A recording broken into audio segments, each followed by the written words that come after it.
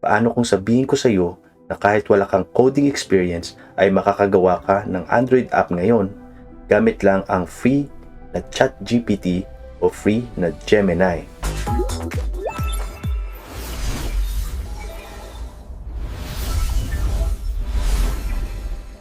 Ang video na ito ay para sa gustong matuto gumawa ng Android app, walang experience sa Android Studio, gustong gumamit ng AI bilang coding assistant.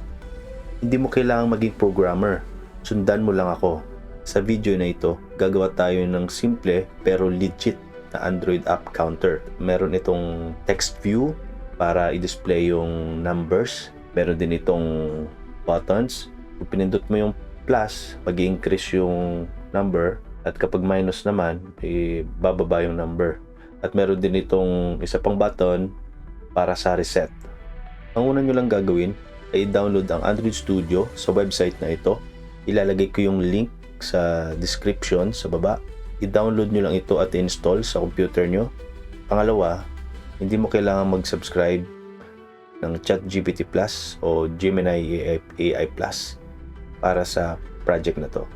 Kapag na-install nyo na ang Android Studio para gumawa ng bagong project, punta lang kayo dito sa upper left, sa taas, create tayo ng ito tayo sa file, then new project. Click nyo lang yan.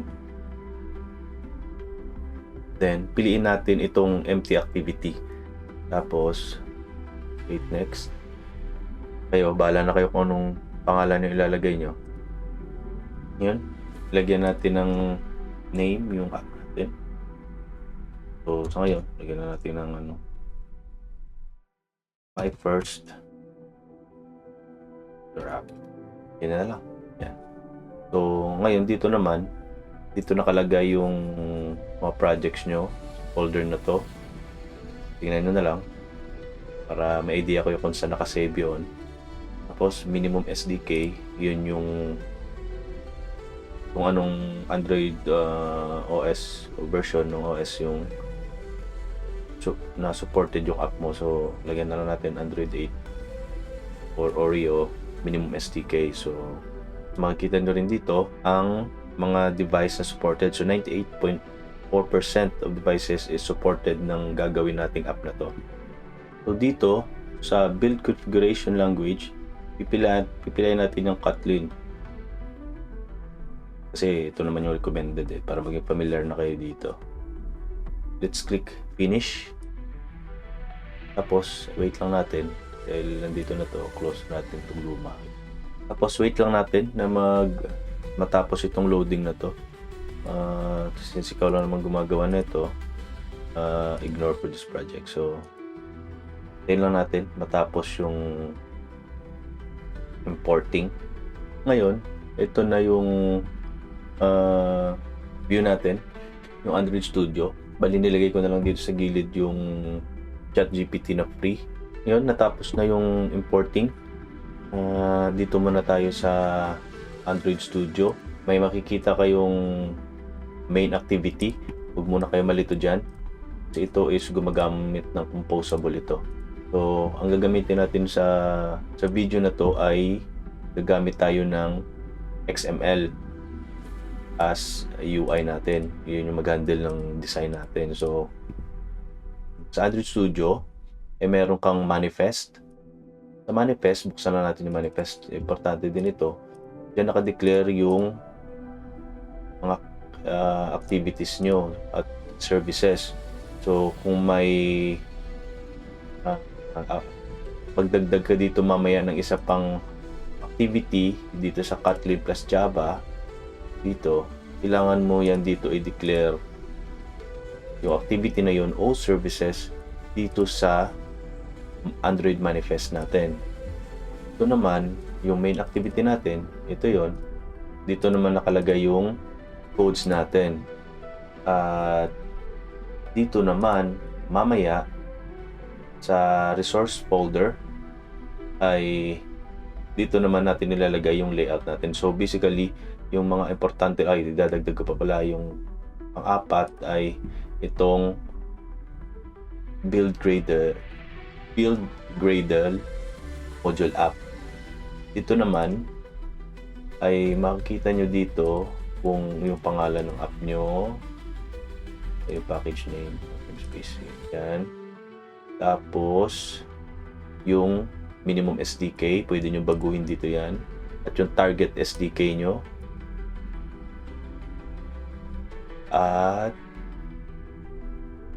version code, ay ito yung ginagamit to sa kapag nag-upload na kayo sa Google Play Store na yan, para matrack nyo yung version code, yung version name na yan. So dito naman yung mga implementations and libraries. So basically yan lang yung mga critical parts dyan. Manifest, Kotlin file, resource folder, yung XML na gagamitin natin mamaya, yung module app o Build Gradle module app. Gagawa tayo ngayon ng prompt para sa app natin. So ilalagay ko na lang yung prompt sa description sa baba para makapin nyo, i-edit nyo na lang. Kung paste ko na dito yung prompt: as a senior Android developer, create a simple counter app in Android Studio using Kotlin. Requirements: display a number starting at 0, button to increase, button to decrease, at button to reset the number.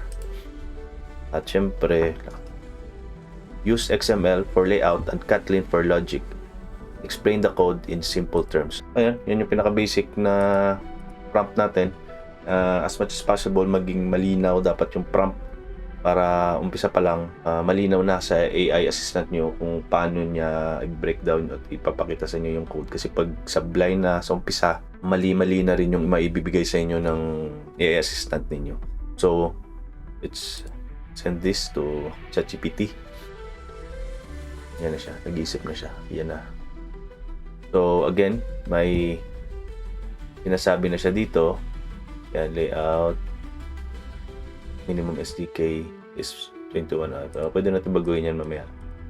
So, yan na. May note din naman siya. Nilagay siyang XML. At ito yung Kotlin na main activity niya. At simple explanation or counter variable. So, yan muna ngayon. So, again, basahin nyo lang yan. Giging note nyo rin ito. So, next is gagawa muna tayo ng XML dito sa Android Studio. So, punta lang kayo sa resource folder. Click nyo to. Ang resource folder na yan. Then, create a directory. Tapos, lagyan nyo ng name na layout.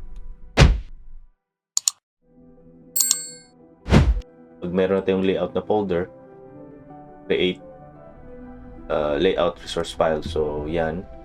At yung name daw nito is ito. Copy na lang yan. Siyempre, paste na tayo dito. Printindihin nyo rin para matutunan nyo yung code.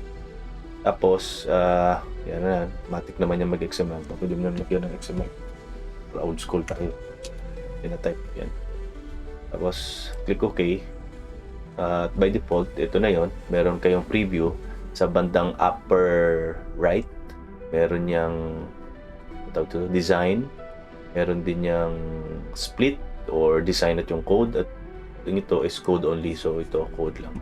So, split tayo para ma-imagine nyo rin kung ano yung nakalagay sa code is makita nyo kagad dito sa XML layout. So, yan. So, tapos, i-paste lang natin tong pinagawa natin kay ChatGPT. Paste natin dito sa layout natin na XML. Ctrl A, paste. Makikita nyo, yan na yung mga UI na makikita nyo sa Android app nyo. Meron kayong text view. Ito yon, text view. Ma-highlight din yan. Kung click nyo tong increase button, ma-highlight din yan. Ito, sa left side ng screen. Ibalikin ko lang. Tapos, yung decrease, ganun din. Reset, ganun din. So, pag nag-click ako sa part na to na text view, ma-highlight din itong 0. Tingnan natin na. Yun. So, yun na yun. Kagandahan naman kasi pag gumamit kayo ng Android Studio is makita nyo pa rin yung code is kaya nyo i-manipulate individually. Like kapag asa lang kayo sa pure na mga websites na gumagawa ng app na diretso, through prompt lang, diretso. So, medyo kung baguhan ka, hindi mo kaagad makita kung saan yung part na yun. So, unlike pag Android Studio, pag ganitong style is may control pa rin kayo sa the elements na to. So, punta naman tayo ngayon sa code dito sa main activity. Again, ito yung main activity natin by default created natin yung binigay ni ChatGPT. So, ito, in-open itong code na to, i-paste natin dito. Pero wag nyo i-control A ito. Kasi pag pinaste nyo to dito, magkaiba ito ng package. Yung package na to sa ChatGPT is example naman niya, Counter App, at yung package nyo na pinangalanan kanina is iba. So, kapag nag-paste kayo na ito ng lahat, pinaste nyo lahat, magkakaroon kayo ng error din dito sa package na to. Ayan, maglolo ko yan. Yung mali yan dito sa Gradle nyo. At yung dito, magkaka-let's kayo dyan mamaya. So, yung paste nyo lang, laging huwag makalimutan, ito lang muna yung import. So, paste nyo dyan. Saka nyo lang ito i-delete. Tapos magkaka-error din pala kayo kasi ano yung kanina? Kanina is component activity. So kapag gumamit ka ng XML is kailangan nyo ng app compat activity. So yun lang naman. So paste natin yan. Pero huwag kayong mag-alala, sa Android Studio meron naman tayong autocorrect eh. So dito, isasuggest naman niya yung kung anong problema. So, dito, sabi niya, unresolved reference ng app compat activity. So, kailangan nyo lang i-add itong dependency. Click nyo lang yan. Then, malalagay yan dito sa build Gradle app module ninyo. So, siya na bahala mag-correct niyan. Inad na yung dependency na ito. Inad niya na yung dependency na ito. So, balik na tayo dito sa in-autosync niya na rin. So, balik na tayo dito sa main activity. Again, mapapansin nyo, ito yung main activity nyo. Yung main activity niyo, dineclare niya na yung counter. Tapos, nag-set content view siya sa onCreate. Ito yung layout ninyo. Ito yung tinuturo niyo yung layout ninyo na may pamagat na o name na activity underscore main. Ito na yon. At sa loob niyan, meron kayong text view at 3 buttons. Yung increase, decrease, at reset. Ito yung mga ID na to. Kung mapapansin nyo, yan yung mga ID na yan is dinideclare nyo doon sa main activities ninyo, main activity ninyo. So, tingnan natin i-run yung app sa actual device. So, connect nyo lang yung phone nyo via USB. Then, check nyo dito. Dapat, yung settings nyo, sa ngayon ito, phone na ito, dapat ay yung Android settings nyo, dapat on nyo yung developer options nyo dito. Then turn on nyo lang yung USB debugging. So test natin, run natin. Ito yung device ko sa actual Android device na nakakonect sa phone. So i-run natin. Tingnan natin yung itsura.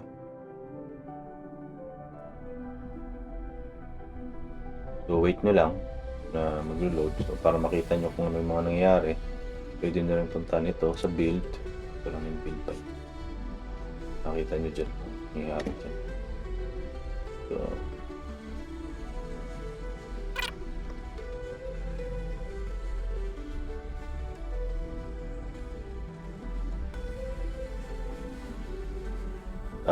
papapindot dito na labas sa screen ng phone nyo. Install nyo lang. Tingnan natin. Hindi lumabas. Bakit? Bakit hindi lumabas? Yan, tingnan natin kung anong possible na error na ito. So, makikita natin, tingnan natin sa logcat. Cause BIOS up to, yung team. Ito yung team. Ayun, ayaw niya. Makita nyo naglukos na gano'n siya. Hindi nag-open yung app natin. So, kapag mga ganon, pinera natin to. Sa teaming to, dali lang naman to. Pinera natin yung error na yan. Pinera natin yung error. Punta ulit tayo sa ChatGPT. Tapos, type lang natin, encountered error. Again, pag mahaba, minsan hindi na to. So, yan na muna. Sabihin niya sa inyo na yung sa team niyan, yung may problema. O sa style, values ba yun? Yan. Sa teaming. So, ito yung babaguhin natin dito. Malamang ito yun. Yan, teams. Probably missing the wrong app compat. So, hindi kasi ito naka-app compat. So, change the parent to ito. Replace natin to. Replace natin to. Tingnan natin kahit ito lang. So, sa app compat, palitan natin yan.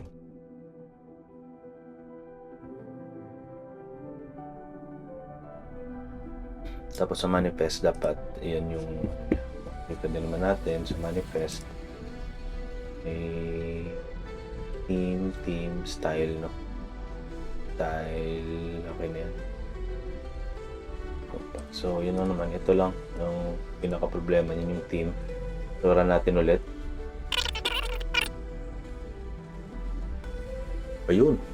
Nag-open na yung app natin. So, tingnan natin kapag nag-increase tayo. Ayan. Nag-i-increase tayo. 2, 3, 4, 5, 6, 7, 8, 9, 10. So, paano kapag nag-decrease naman tayo? 1, 8, 7, 6, 5, 4, 3, 2, 1. Yung concern ko,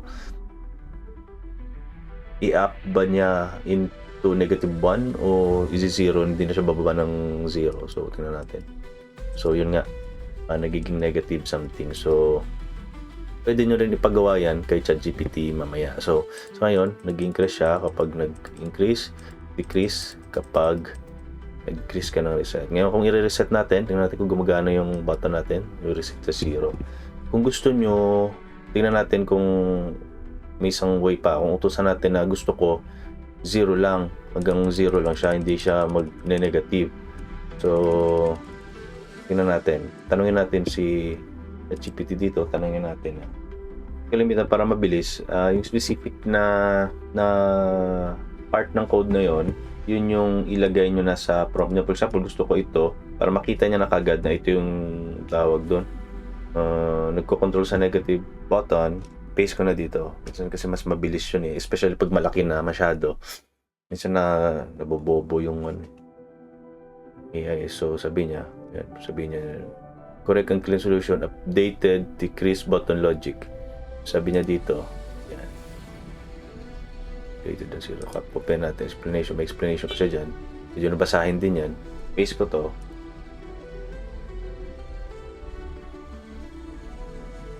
Tira natin ulit. Tingnan natin.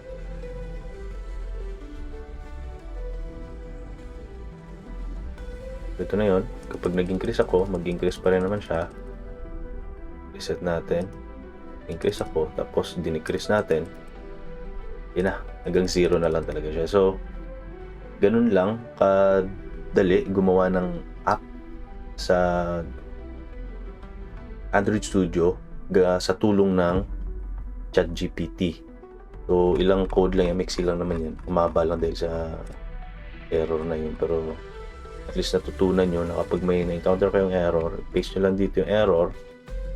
At si ChatGPT na rin yung magtuturo sa inyo kung saan yung error na yun. Kasi for example, ito error na to, sabi niya, activity compatible something, base theme, so fix 2 minutes daw.